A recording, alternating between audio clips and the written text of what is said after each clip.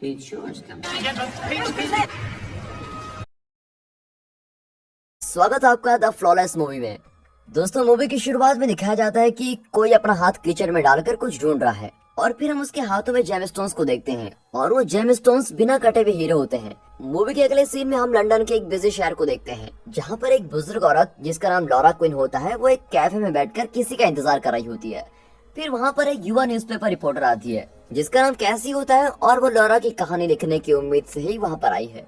फिर जैसे ही वो दोनों बात करना शुरू करते हैं तो लॉरा उसको एक 168 कैरेट्स और 58 फेसेट्स का हीरा दिखाती है। कैसी ये देखकर बड़ी हैरान हो जाती है और उसको हाथ में लेती है।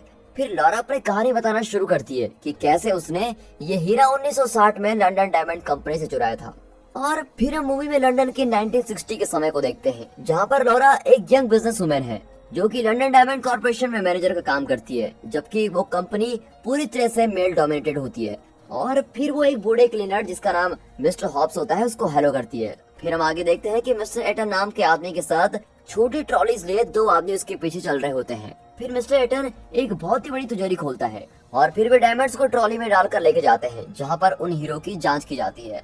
और फिर बाहर कंपनी का मालिक एमके और उसका बेटा ओली प्रोटेस्टर्स के बीच में से अपनी बिल्डिंग में पहुंचते हैं और फिर वे ऑफिस के अंदर जाते हैं जहाँ पर पहले से ही कंपनी के कर्मचारी और डायरेक्टर्स उनका इंतजार कर रहे होते हैं।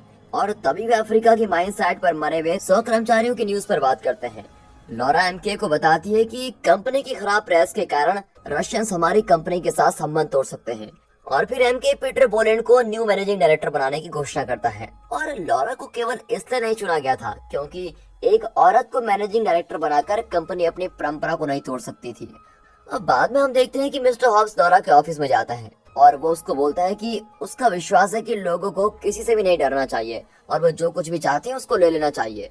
और फिर लॉरा हमेशा की तरह सबसे आखिरी में ऑफिस से बाहर जाती है। अब अगले दिन दिखाते हैं तो लॉरा एक आदमी से मिलती है जिसका नाम हार्लॉर्ड रिवर्ट्स होता है और वो उसको पहली बार ऑक्सफोर्ड यूनिवर्सिटी में मिली थी। और वो लॉरा को अपना बिजनेस कार्ड देते हुए कहता है कि वो एलिट बैंकिंग कंपनी के साथ काम करना पसंद कर सकती है जिस कंपनी के लिए वो भी काम कर रहा होता है। अब अगली सुबह उसको अपना इंस्पिरेशनल नोट मिलता है और नीचे एक नकारात्मक प्रतिक्रिया लिखी होती है और उसे एक सिनेमा की टिकट भी मिलती है जिसके पीछे सेशन का समय लिखा होता है। अब बड़ी उत्सुकता के कारण वो लंच ब्रेक में सिनेमा के लिए निकल जाती है और जैसे ही लॉरा सिनेमा के अंदर जाती है मिस्टर हाउस वहाँ पर पहले से होता है और वो उसको साथ बैठने के लिए बोलता है। लॉरा अपने पेशेंस को खो रही होती है लेकिन मिस्टर हॉब्स उसको बताता है कि उसने डायरेक्टर्स के बीच की बात को सुन लिया था और वो जल्द ही लॉरा को नौकरी से निकालने वाले हैं।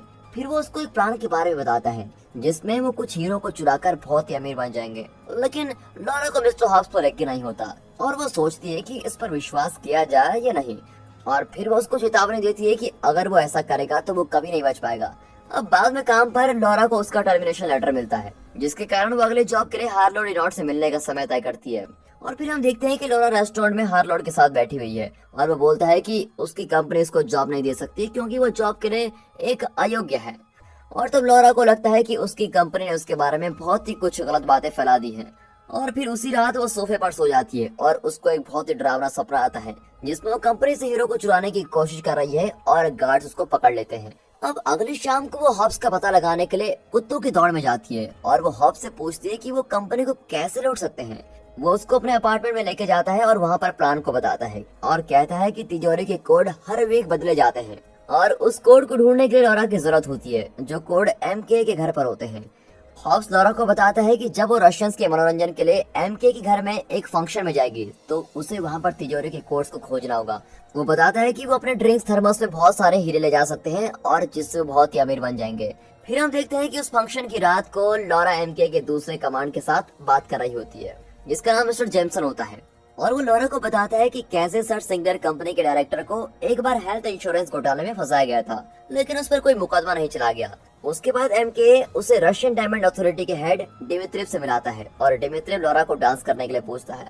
फिर थोड़ी देर बाद लॉरा सीढ़ियों से ऊपर चली जाती है और कोड को देखने के लिए एमके के स्टडी रूम में चली जाती है लेकिन तभी उसको किसी के पैरों की आवाज सुनाई देती है और वो तुरंत छिप जाती है। और फिर पता चलता है कि एमके ही अंदर आया है और वो तिजोरी को खोलता है और लॉरा उसको देख लेती है और उस छोटी तिजोरी के कोड को याद कर लेती है। अब उसके जाने के बाद वो उस तिजोरी को खोलती है और कोड को ढूंढ लेती है। अब अगले दिन लॉरा एक आदमी को हॉलवे में सिक्योरिटी कैमरा लगाते हुए देखती है और फिर बाद में वो हॉब से मिलती है और उसको बताती है कि वहाँ पर कुल मिलाकर 8 कैमरास लगाए गए हैं और वो उसको ये भी बताती है कि कैमरास एक बार में 60 सेकंड्स के लिए बारी बारी से चालू और बंद होते हैं। फिर हॉब्स लॉरा को भरोसा देता है कि उसके लिए तिजोरी के अंदर और बाहर निकलने के लिए काफी समय है। अब अगले सीन में हम देखते हैं कि हॉब्स सिक्योरिटी रूम में फर्श की सफाई कर रहा है और कैमरे के टाइम को देख लेता है, और फिर सफाई कमरे में वो अपने स्टॉप वॉच को देखकर आगे चलता है। अपने स्टॉप वॉच को देखते हुए वो तिजोरी के पास चला जाता है और कोड को डालता है। इसी बीच लॉरा सिक्योरिटी रूम में कॉल लगाती है ताकि सुरक्षा कर्मचारी का ध्यान भटक जाए, और इससे हॉब्स को थोड़ा और समय मिल जाता है। हॉब्स फिर अपनी स्टॉप वॉच देखता है और तिजोरी को खोलता है, फिर जल्दी से कॉरिडोर की तरफ भागता है ताकि कैमरे की नजर से बच सके। बाद में हम हॉब्स को अपना काम खत्म करते हुए घर जाते हुए देखते हैं। अगली सुबह लॉरा हॉब्स को काम छोड़ते हुए देखती है, लेकिन एक क्लर्क हॉब्स को वापस अंदर लेके जाता है और कहता है कि जाने से पहले ये टॉयलेट तो ठीक करके जाओ। फिर हम देखते हैं कि हॉब्स घर पर अपने टी के थर्मस को सिंक में खाली कर रहा होता है, लेकिन उसमें तो कोई भी हीरे नहीं होते। ये कैसे हो गया? अब अगले दिन सभी डायमंड सॉर्टर्स घर जा रहे होते हैं। फिर लॉरा नीचे लॉबी में जाती है और जेमसन को घबराहट में देखती है, और जब लॉरा लेडीज टॉयलेट में होती है तब मिस्टर एटनस को बुलाता है और उसको तिजोरी के पास लेके जाता है। और अंदर जाते ही लॉरा को अपनी आंखों पर विश्वास नहीं होता, क्योंकि तिजोरी पूरी तरह से खाली है। अब मिस्टर एटन फिंच नाम के एक आदमी को बिल्डिंग के प्लान्स को दिखा रहा होता है और उसे बताता है कि तिजोरी में जाने का सिर्फ एक ही रास्ता है, जो इस दरवाजे से होकर जाता है। फिर एम के सारे मैनेजमेंट कर्मचारियों को बताता है कि कोई पुलिस जांच नहीं होगी, क्योंकि अगर एक खबर न्यूज में आ गई तो हमारी कंपनी बर्बाद हो सकती है, और सिंक्लेयर फिंच को चीफ इंश्योरेंस इन्वेस्टिगेटर के रूप में पेश करता है। अगले सीन में देखते हैं कि लॉरा हॉब्स को लॉबी में देखती है, लेकिन उसको भरोसा दिलाती है कि सब कुछ ठीक है। बाद में लॉरा एमके के ऑफिस में जाती है, जहां हम एक आदमी को देखते हैं जिसका नाम बोयल होता है, और वो एमके को कुछ इन्वेंट्री की खरीद के लेटर्स को देता है। पर बोयल अपने क्लाइंट की पहचान और इन्वेंट्री की सामग्री से अनजान होता है। फिर बोयल को फोन कॉल के लिए बुलाया जाता है, और जब वो बाहर जाता है तो एमके उस लेटर को पढ़ता है जिसमें लिखा गया होता है कि सभी हीरो को 100 मिलियन पाउंड में वापस खरीदा जा सकता है। और जाने से पहले बोयल एमके को एक छोटा पैकेज देता है और फिर वहाँ से चला जाता है। एमके उस पैकेज को खोलता है जिसके अंदर एक बड़ा हीरा होता है, जिसे द साउथ अफ्रीकन स्टार के नाम से जाना जाता है। अब बाद में फिंच लॉरा से कुछ सवाल पूछता है और देखता है कि वो बहुत ही घबराई हुई है। अगली सुबह लॉरा जेमसन को बोलती है कि वो फिंच के साथ उसकी जांच में मदद करना चाहती है। फिर लॉरा फिंच को ढूंढकर एक साथ वार्ड में जाते हैं। अब फिंच उसको बताता है कि 60 सेकंड के अंतराल के सीसीटीवी कैमरे इतने सुरक्षित नहीं हैं। फिंच उसे ये भी बोलता है कि यहाँ पर कोई जबरन परिवेश में नहीं होता है, और उन्हें ये भी लगता है कि चोर को कॉम्बिनेशन कोड के बारे में भी पता था। अब अगले सीन में हम देखते हैं कि सिंक्लेयर एमके को पर्याप्त हीरे खरीदने के लिए 5 मिलियन पाउंड का चेक देता है ताकि वो अपना बिजनेस ट्रेडिंग जारी रख सके। लेकिन एमके के पास तो अभी हीरे है ही नहीं, उसको तो कैसे भी करके सारे हीरे वापस चाहिए। और अब एमके अपना आपा खो देता है और सिंक्लेयर को फिरौती नहीं देने पर बर्बाद करने की धमकी देता है। फिर हम हॉब्स को अंडरग्राउंड कैनल के नीचे देखते हैं। अब लॉरा उसको कहती है कि उन्हें अब हीरे वापस करके एक सौदा कर लेना चाहिए, लेकिन फिर हॉब्स बोलता है कि अगर उसने ऐसा किया तो वे जेल जाएंगे। अब उसके बाद लॉरा कंपनी के बिल्डिंग प्लान को देख रही होती है, और तभी फिंच वहां आता है और बस एक फॉर्मेलिटी के लिए लॉरा की उंगलियों के निशान लेकर चला जाता है। अब यहाँ जब फिंच हॉब्स से सवाल करता है तो वो उसको अपने साथ चलने के लिए कहता है। अब जब फिंच हॉब्स से सवाल कर रहा होता है तो एक आदमी अंदर आता है और फिंच को अपने साथ लेके जाता है। फिर लॉरा हॉब्स के ऑफिस से निकलने से पहले बोलती है कि अब उन्हें नेगोशिएट कर लेना चाहिए, नहीं तो उनको जेल जाना पड़ेगा। फिर फिंच लॉरा के फिंगरप्रिंट्स को एमके के घर पर मिले फिंगरप्रिंट से मैच करता है, और यहाँ लॉरा हीरो के सुराग के लिए हॉब्स के लॉकर को खोल देती है। अब नेक्स्ट सीन में हम देखते हैं कि लॉरा फिंच के साथ पास के एक बार में ड्रिंक के लिए जाती है, और वहाँ लंदन डायमंड बिल्डिंग में प्रेस आ जाती है, क्योंकि सिंक्लेयर ने उन्हें इस बात की खबर दी होती है। अब सिंक्लेयर और सर गॉटफ्राइड फिर प्रेस को रोकने की कोशिश कर रहे होते हैं, और फिर जैसे ही एमके सीढ़ियों से नीचे आता है तो उसे अचानक से हार्ट अटैक आकर वो मर जाता है। और वहाँ बार में फिंच लॉरा से पूछता है कि उसने सभी हीरो को कैसे निकाला, और उसको ये भी बोलता है कि तुम इतनी भी स्मार्ट नहीं हो। फिर तभी फिंच को एमके के हार्ट अटैक के बारे में पता चलता है और वो तुरंत वहाँ से चला जाता है। फिर लॉरा लेडी टॉयलेट में जाती है और उस सिंक में उसका इयररिंग्स का हीरा गिर जाता है। फिर वो नीचे के पाइप को हटा देती है और उसे अचानक ये समझ आता है कि हॉब्स ने ऐसे ही इन हीरो को निकाला होगा। अब लॉरा एक टॉर्च को लेकर उस अंडरग्राउंड ड्रेन सिस्टम में जाती है। वो जा ही रही होती है कि तभी हॉब्स एक टॉर्च के साथ वहाँ पर दिखाई देता है, और वो लॉरा को गन दिखाकर धमकी देता है। पर लॉरा हॉब्स के हाथ से गन छीनकर सुरंग में दौड़ती है, लेकिन जल्द ही वो नीचे गिर जाती है और उसको फर्श पर एक चमचमाता हुआ हीरा दिखाई देता है, जिसको अपनी जेब में रख लेती है। फिर हॉब्स अपनी कहानी बताता है कि उसकी वाइफ को बहुत ही खतरनाक कैंसर था, पर इंश्योरेंस कंपनी ने सर्जरी करने के लिए बहुत ही समय तक इंतजार करवाया, जिसके कारण कैंसर बहुत ही ज्यादा फैल गया और उसकी पत्नी मर गई। और उस समय सिंक्लेयर ही इंश्योरेंस कंपनी का चेयरमैन था, जिसने सर्जरी को पोस्टपोन कर दिया था। और फिर लॉरा को पता चलता है कि हॉब्स ये इसलिए कर रहा है क्योंकि वो सिंक्लेयर से बदला लेना चाहता है। अब यहाँ गॉडफ्राइड सिंक्लेयर को बताता है कि वो 100 मिलियन पाउंड की फिरौती देने के लिए सहमत हो गया है। सिंक्लेयर ये सुनकर अपने ऑफिस में जाता है और खुद को गोली मार देता है। लारा हॉब्स को बताती है कि कैसे उसने अपना हीरा सिंक में गिरा दिया था और जिसके कारण उसे इस सब का पता चल गया। और फिर हमें मूवी के उस फ्लैशबैक सीन को दिखाते हैं जब हॉब्स सभी हीरो को ट्रॉली में डालकर अपने वर्क रूम में ले जा रहा था। यहाँ ओली को पता चलता है कि फिरौती को अकाउंट में जमा कर दिया गया है, पर बोयल नोट करता है कि हीरो के स्थान का अभी कुछ पता नहीं चला है।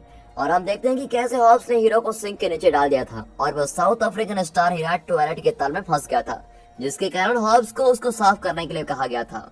फिर हम देखते हैं कि हॉब्स लॉरा पर गन तानकर ट्रिगर खींच देता है, पर आश्चर्य की बात तो ये होती है कि उसकी गन तो खाली है, उसने कभी इसको लोड ही नहीं किया था। और वो उसको कहता है कि अब कोई फर्क नहीं पड़ता क्योंकि पैसे तो वो ऑलरेडी पे कर चुका है, और अपनी टॉर्च बंद करके वहाँ से चला जाता है।